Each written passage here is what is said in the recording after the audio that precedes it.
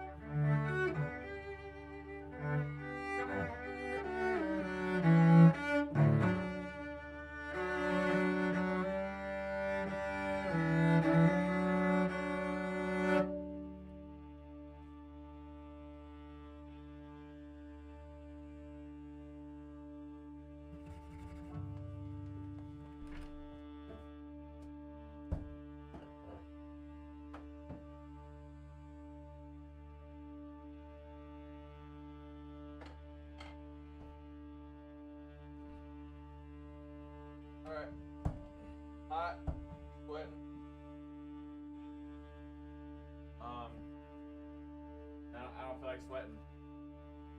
So we're gonna chill. I got alcohol sweat, and we need the fan. All right. Not gonna lie. I'm not gonna fucking lie. I'm gonna turn on noise suppression. Hold on.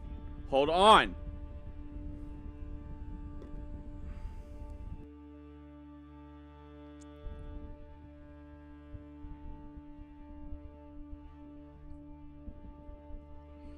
Doesn't really help much, does it? I need the fan on me, bro. I'm about to fucking die.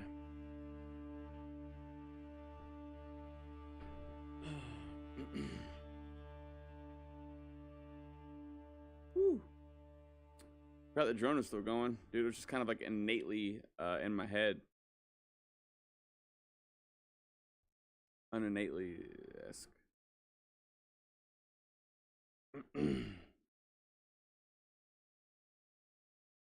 Whew.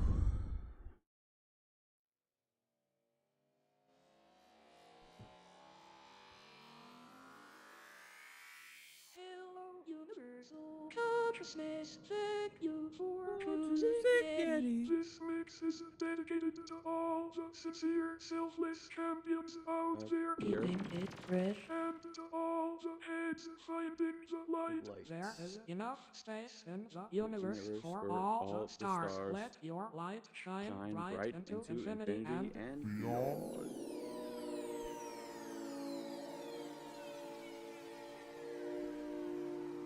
Okay, let me think of something.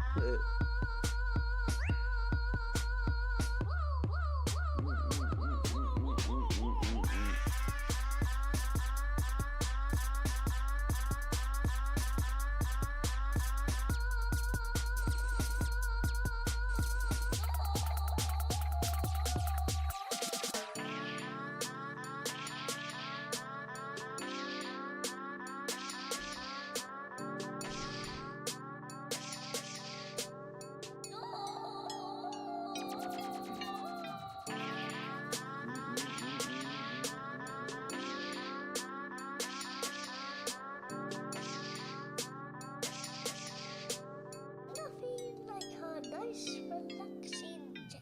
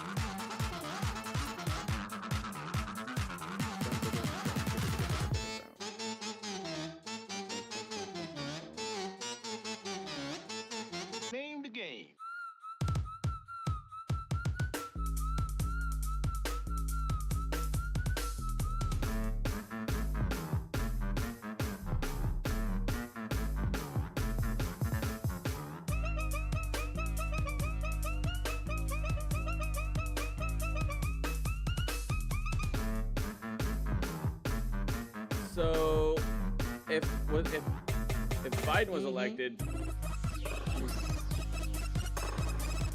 and then Kamala's not, does it mean Democrats are now sexist?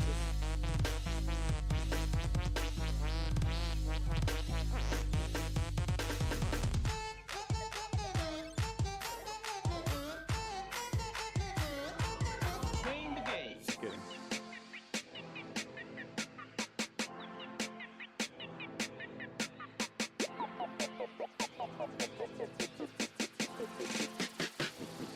It's a good time.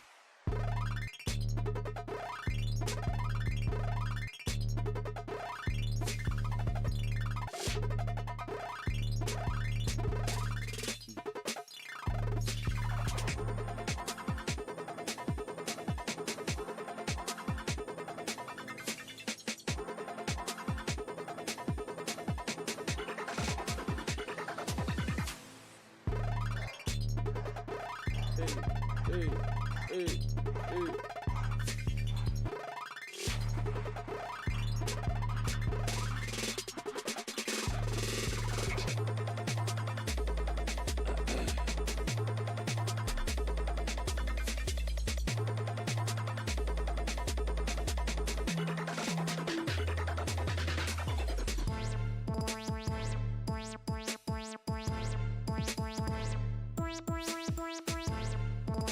Down.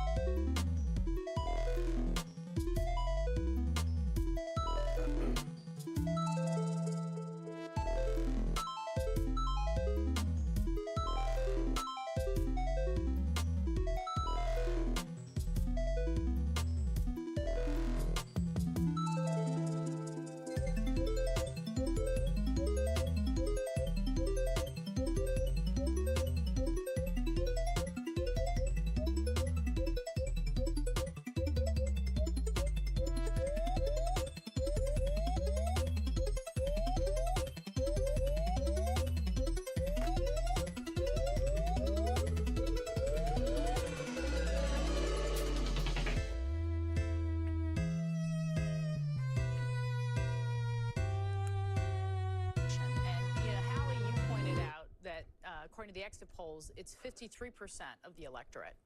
In 2020, it was 52.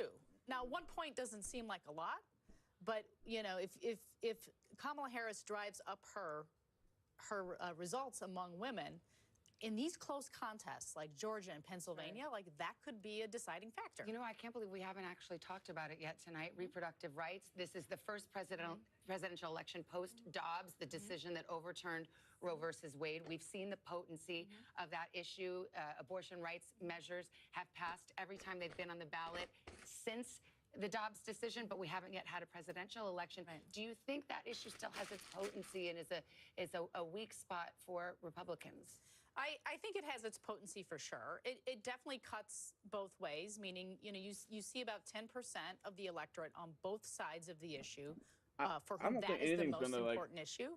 But there's no question among younger voters, especially younger women, that's an issue that is driving them out. And so the question is, really, is that the main issue they're voting on, or is that one of many issues they're voting on? Yeah, and I think, frankly, when we look I think at that's this, if Kamala Harris wins Democrats' the main. presidency, we're going to talk a lot about how the women got her there, but I don't think we should ignore the fact that college students are playing a big role today. The lines, the overperformance in college campuses right now, whether you're in North Carolina or Pennsylvania or Wisconsin or Democrats. Nevada, on the ground, I've talked to the team that's running the ground game in all of these states. They have never I don't think they're going to be seen this doing kind anything of response on college campuses. with, so we may have a divide there between kids in college that are voting age and kids who aren't in college that are voting. Is that playing out just anything or in a gay few states or anything? across I think all they're just states? going to be focusing on in foreign all of the policy. states, they're exceeding their model on how many people are voting at these college places that are primarily college campuses. We can put up the Florida abortion ban. Remember, there are 10 states with abortion on the ballot tonight, and we can show you how Florida Amendment 4. This, by the way, requires a 60% to reach a 60% level. So right now, not there yet. We're not making a call, but that's. It's been interesting to see these ballot measures. We have one in Florida. You mentioned abortion's on the ballot literally in 10 states, 2 of them battlegrounds, Nevada and Arizona. Some of the battlegrounds, Michigan, for example, had abortion on the ballot 2 years ago, lifted Democrats' prospects in Michigan. Now, is there a question in your mind, Senator McCaskill, whether or not Democrats who might have been motivated to go to the polls on the abortion issue feel like, oh, well, it's already taken care of? People are kind of in the middle thinking, I can vote for Trump even because I think I've already taken care of this abortion question with regard to the ballot measure in a battleground like Michigan. I don't know. I think ProPublica has done such an amazing job of publicizing the deaths to women because of Trump really extreme abortion bans that are in many, many states. And Texas isn't a battleground state, but there's a Senate race out there that I've got a half an eye on tonight. And I think when you have women dying who want to have the children, who are suffering a miscarriage and can't get the health care they need, that takes it to a different level. And I don't think we had very many of those stories out there in 2022 like we have in 2024. And I think the campaign has certainly emphasized those stories and the brave women telling them. And I also think that this is an issue that Republicans have struggled to find their footing on. Sarah and I have talked quite a bit. Let me just pick up that thought in a moment. We have an election alert now. This is a poll closing here at the 8:30 hour in the East. Arkansas will be closing here momentarily. We'll perhaps get a characterization. That's the only one at 8:30 we're going to see. And here's the projection. NBC News can project that Donald Trump will win in the state of Arkansas when all the votes are counted. 6 electoral votes. Here's where we are on the map to 270. That leaves Donald Trump with 99 electoral votes, 27 for Harris. Again, the goal, 270. All right, let's go to the battlegrounds. Georgia's race for president too close to call at this hour. 53% of the vote in, just too close to make a prediction there. Pennsylvania, too early to call. They're just getting started in the Commonwealth of Pennsylvania. And North Carolina, also too early to call. We do have more vote there, but we're just not in a position yet to call those races. However, Tom, as I go to you, these are some of the races. Georgia and North Carolina, these are fast fast counters. And we may be able to make a call by the middle of the night or in the early hours this morning, and that would be quite telling. Yeah, our decision desk guidance is that Georgia and North Carolina both improving the way they tabulate votes. We should have a projected winner some point tonight. Those will be the two first battlegrounds that we hope to project and we hope to call at some point earlier tonight. But we'll have to wait and see. We're ready for anything. We could be surprised by anything. I want to talk about Virginia for a little bit, and a caveat here, as Chuck Todd reminded us. Northern Virginia, the suburbs, they do sort of report late. That vote is still coming in, but we still see some troubling signs for Kamala Harris, at least in some of these counties. So Biden was at 61%. 95% of the vote is in, and I just want to highlight this. There's only about 2,800 votes remaining, so not a lot of votes going to come in. She's at 56%, 57%. 61% was where Biden was. As we keep going around, my team flagged another county. Fairfax County, she's doing fine.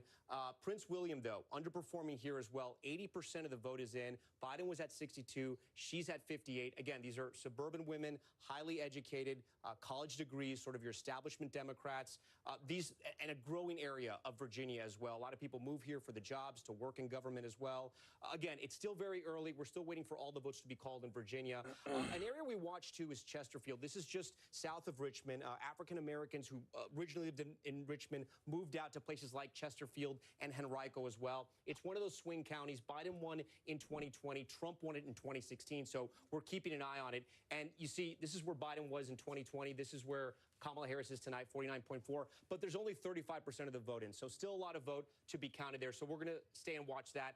As we move further west, we have some counties out here, rural counties. This is Wise County. This is Trump country near West Virginia. You can see 94% in. He was at 80.4 in 2020. He's at 81.6. Again, how does he win states like Virginia? They're going to run up the votes in the suburban areas, the Democrats. He runs up the votes in the rural areas. So that's going to be good there for the Republicans if they want to hold those marks. Virginia Beach, this is another area we're going to be watching. Again, an area that sometimes tends to swing. Trump with 48% in 2016.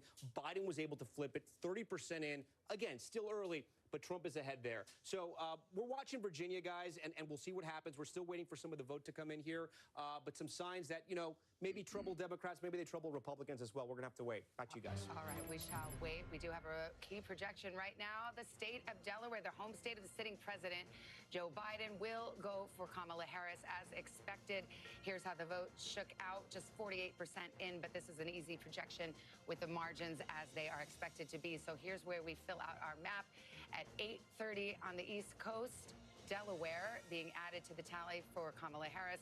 Donald Trump leading as some of these big states in the South, which are expected to go his way, are starting to report in. Speaking of the South, we've got NBC News correspondent Allison Barber. She's in the key county of Gwinnett County, Georgia. First vote starting to come in there. And what are you hearing? We've got both campaigns really laser focused on this area. Yeah, they care a lot about this county, Savannah. And let me just show you, because we've just started to see precinct captains coming in with their memory cards, with the votes that happened in person on Election Day. You see this line that goes out the door around. What you're looking at are all of the precinct captains from Gwinnett County. Ultimately, what they're doing is they're coming in here. They have with them little bags that are secured with the official election seal on the top of the envelope and memory cards, and at least two from each precinct that have the total of votes for today. So they come in here, they check in with these folks, and then they ultimately take their memory cards to the different election workers that are sitting around here, and they open up, they look at those envelopes, make sure they're sealed properly, make sure it has everything necessary by Georgia law inside of it, and then they send them back into this room here where we start to see those votes processed and then sent out to the public. In addition to all that's happening on here, back here, and come with me, we'll weave a little through everyone here, there's more counting going on in the back. You mentioned this county is really important to both political campaigns. I will tell you why. This is a rapidly growing county in the state of Georgia. It's also incredibly diverse. It leans blue, but back in 2020, Donald Trump carried about 40% of the vote in Gwinnett County. And ultimately, what Republicans in the Trump campaign were looking for tonight is to see if they could increase turnout just enough where they run up the margins by a few percentage points and hold on to Republican strongholds in the state, and then are maybe well positioned to carry the state. Democrats, the Harris campaign, they were also hoping to up their turnout here so they could create that blue wall Tom has been talking so much about in Metro Atlanta. And a lot of it has been happening in here tonight. Keep coming a little this way, because one of the most significant aspects of tonight that we've watched in here are the early votes, early in-person voting numbers in this county. Over 50% of active voters in Gwinnett County alone voted early. That's either by mail-in ballots or early in person. Back over here, you see all these things? I've been describing them today almost as like trash cans, but what's inside of them? All of the in-person early votes, about 300,000 of them. There was a team of election workers here who had been sequestered since 9 a.m., prepping all of these so they could process and get the early numbers out quickly. Every election official and the supervisor of Gwinnett County Elections has told us they've been on track to hit all of their markers to have results in on the earlier side, and they're still working over here tonight. This is where the mail-in ballots will come through and are coming through, and they're sorting all of those. Ultimately, we're going to see more ballots coming from the individual precincts from Election Day to the other side here where they'll count and go through all of that. The big question here is going to be, what does turnout look like? Did for the Republicans and Trump, did they nudge up what they did in 2020 a little better this year, enough to possibly chip away at Harris's margins and then maybe take the state along with keeping Republican strongholds? And for Harris and Democrats, were they able to reach out to people they described as likely Harris voters who were hard to reach, people who would probably vote Democrat but maybe hadn't voted in past elections? The local county Democrats, they told us they spent a lot of time trying to reach those voters, canvassing directly, targeting ads to them, and sending a lot of mailers in more than a dozen languages to try to get them out. So far, we're told, and you can just see the scale of everything here, the supervisor for Gwinnett County Elections, he told us that they are on target right now to surpass voter turnout compared to 2020 by 6:30 today. They had 70% voter turnout roughly in this county. That's exactly what they had back in 2020. So they think they are going to have more turnout in this county. And for both Republicans and Democrats, that's exactly what they were hoping to see. But the big question is, how do those votes fall? And remember, 2020, we saw in the midterms a lot of split ticket voters, Republicans who voted for Republican Governor Brian Kemp, despite Trump saying, hey, that's not somebody I support, and him coming out against him in the midterms, and then voting for the Democratic Senator Raphael Warnock. The question tonight in this county is, could that happen again? And the numbers, at least in terms of the totality, are inching up past what both campaigns were hoping to see tonight. Savannah? All right, Ellison, thank you. Gwinnett County's late rallies by Donald Trump there in that county and neighboring Cobb County. And you got to hand it to the election workers. They're so focused. That's what I was thinking as I was watching She that. walks right by and they don't even look up. They don't even look up. They're counting the votes. It makes you feel good about democracy These at are work. the heroes of the night. Yes, absolutely. There's also a storyline in Georgia about election workers, of course, right? And the threats that election workers have faced in so many of these battleground states. And you look at Georgia, that is the home, of course, of Ruby Freeman and Shay Moss, who were two elections workers who came under fire, faced death threats, faced severe hardship in their lives because of those election fraud lies from former President Trump. So these election workers, man, are they doing a civic duty for everybody? My favorite part of voting is when I walk in and see the smiley faces. They've got this great task in front of them, and it's true. Hug an election worker if they consent. Yeah. And it's part of the story of tonight, though, and tomorrow morning, because they've brought on more election workers in all of these states to make sure that they can count more quickly. I do think Ellison's report was fascinating. Gwinnett County, it went for Clinton by 6 points, for Biden by 18 points. So this is a county that Democrats have been increasingly eyeing, as have Republicans. Well, we talk about the gender gap as I go to Senator McCaskill and Sarah Fagan. I mean, I mentioned there were Trump rallies in Gwinnett County. One of them was the one where Tucker Carlson, the former Fox News host, talked about, daddy's coming home and going to give a little girl a spanking, like, the sheriff's come into town, which is a message that, if you're trying to reach female voters, I don't know how the females on this panel feel about that, but that's where that happened. Not good. Don't feel good about that. Yeah. I think most women don't feel good about that. But, I come from a state that is very Trump heavy. So I certainly know that there are women out there that have bought what he's selling. I like to say I think there's about a third of the Trump voters that don't believe a word he says, but they really like the idea that their tax cut's going to stay in place, and they think their business interests are going to be better protected with less regulation. And then 2/3 of the Trump voters who believe every word he says and like it just fine. Sarah, I want to get your thought on something at work right now. And there was a bit of a mixed message in the campaign, the Donald Trump's campaign, about early voting. Yes, do it, don't do it. How do you think that is playing out tonight? Well, if you look at some of the early vote returns, certainly we saw higher numbers of Republicans voting early. It looks to me like a lot of those were election day voters previously who voted early. Okay, great for the Trump campaign. They banked votes. They can focus on those who haven't voted. So to me, what I'm going to be looking for is his share of the early vote higher than it was in 2020? Democrats dominated the early vote totals in 2020. And, you know, Donald Trump in most of these states was doing 35, not even higher than 40% in any of those states, these target states we've been talking about all night. So does he do 42, 43, 44%? I mean, in 2020, we were in the midst of a pandemic. Donald Trump was actively telling people not to vote early or not vote by mail, saying he was suspicious of it.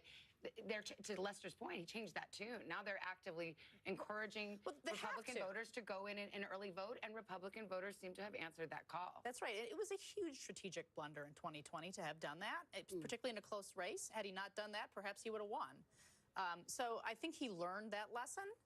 And also, if you just look at the trends in early voting and the trends in absentee by states, it's the prudent thing to do. To be clear, the Republican apparatus absolutely made a big push this cycle to get voters out to vote early. Donald Trump himself was all over the map on that. You see it at his rallies. He talks about at one rally, he would say, go out and do it. At another rally, he would cast doubt on the validity of ballots that were put in through the mail, et cetera. Some of that likely seeped down to some of his voters in some of these key battleground states, as we heard from talking to voters in some of these battlegrounds. Remember that this is a former president who, over the summer, you look at, let's say, 20 rallies. At 5 of them, he cast doubt on the results of the election even before votes were counted. That ramped up in just the last month. At 14 of 20 rallies, he did the same thing. So he has not been super consistent on this. Let's go to Tom Yamas right now. Tom, as we speak, North Carolina, Georgia, and Pennsylvania are counting votes right now. Yeah, and we're getting ready for poll closings in places like Nebraska, and Nebraska could be the key to it all. And I know what you're saying, Nebraska? Yes. So when you look at our beautiful map here, you see the maps, the states that are red, the states that are blue, and our battlegrounds here that aren't colored in. And then Nebraska and Maine, they have this kind of Where's Waldo effect. When we hit it, here's why. Nebraska and Maine, they both give out their electors a little differently. They're electoral votes. If you win the popular vote, you get 2 in Nebraska, and then they give them by congressional district as well. Trump is going to win 2 of the congressional districts, most likely, in the popular vote. But Congressional District 2, CD2 in Nebraska, is a battleground district. And the entire election, I say, could come down to this. Let me explain why. So let's take you to Nebraska and show you where CD2 is. It's essentially the city of Omaha, right? I'm going to draw it for you and then show you the congressional district. It's the city of Omaha, a little bit of Saunders, and then a little bit of Sarpy as well. I should say all of Saunders as well. That's essentially the way it looks, right? I'm going to give you the congressional map so we can cut it out a little more. So this right here, that's Congressional District 2. It's a swing district, as I said. 2016, Trump wins by 6,000 votes. In 2020, Biden wins by 20,000 votes. So why is it important? Because if we come down to that scenario where it's 269, 269, Savannah, I gamed that out. It's going to come down to Nebraska, too. So every vote does matter. It matters so much that we spoke to people in Omaha, asking them about what this campaign was like. They say they've never seen anything like it. They've been inundated with ads saying on the television, on the radio, people calling them, unlike anything they've ever seen before. Again, it likely won't come down to Nebraska, too, but it might, and that's why every vote matters. Again, Omaha, the biggest area of Nebraska, fastest growing area, and tonight we'll be watching it. Tom, you promised me you would not raise the specter of the 269 to 269. It could happen. We're ready for it. It could happen. The Constitution has provisions for it, but can we just all agree? Let's hope we don't get there. Is that Chuck Todd's music? No, is that Chuck Todd's head exploding? Yes, perhaps it is. But you know, it's interesting to see these are such contested races, and it's actually nice to see. I think we've divided our country so much into red and blue. It's nice to see that once you get on a county by county level, all of these states they're not monolithic. There's more to it, and we still do live right next to each other. And Nebraska, too, is a very good example of that. Yeah, but I would say you're right. We live right next to each other. But the folks that live in Omaha, I guarantee you, some of the folks that live out in a very sparsely populated rural county don't relate to some of the same issues that the people in Omaha think are important. It's much more of an urban area. There's also a hot Senate race there right now where the Republican was expected, you would think, would just cruise to re-election there, but there's an independent candidate, Dan Osborne, who's really giving a run for her money for Deb Fischer. Yeah, and I will say that one of the things about the urban-rural issue is when you think about the ground game, I don't think we talk about this enough, the ground game for the Republican Party is much harder. Going door to door in rural communities is a much different operation than going door to door in a densely populated area. It's not as efficient. It's more difficult. Frankly, a lot of folks out in the rural area don't want strangers knocking on their door. They're not used to having people they don't recognize coming up the driveway 2 miles down from their nearest neighbor. So it is harder for the Republican Party to do the ground game, the GOTV, as you talked about earlier, than it is for the Republican Party. But it'll be interesting to see how this independent does in Nebraska. He says he's going to be independent. He won't caucus with either party. He won't vote for either leader. He says his job would be to try to bring the two parties together. It's probably a winning message right now. I just don't know if Nebraska's pretty red. All right, well, the drama is continuing to build. 3 big battlegrounds closing at the top of the next hour. Don't go away. We'll be right back as we count down the road to 270.